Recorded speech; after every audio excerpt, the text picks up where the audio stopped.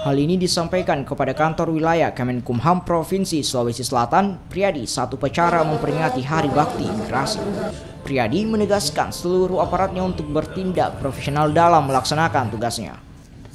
Apalagi di tahun 2020 ini, Dirjen Imigrasi meminta kepada seluruh kantor imigrasi untuk mengembangkan sistem layanan izin terbatas melalui penyediaan persetujuan izin tinggal terbatas secara elektronik. Ya, sebenarnya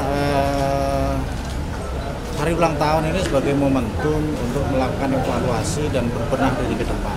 Sebagaimana tadi disampaikan oleh amanat dari Pak Menteri bahwa jajaran Kementerian Hukum dan HAM harus mendekatkan diri kepada masyarakat agar secara nyata layanan publik di Kementerian Hukum dan HAM, terutama di jajaran imigrasi di Sulawesi Selatan ini bisa makin dirasakan manfaatnya oleh masyarakat. Oleh karena itu, mengingat animo masyarakat yang cukup tinggi,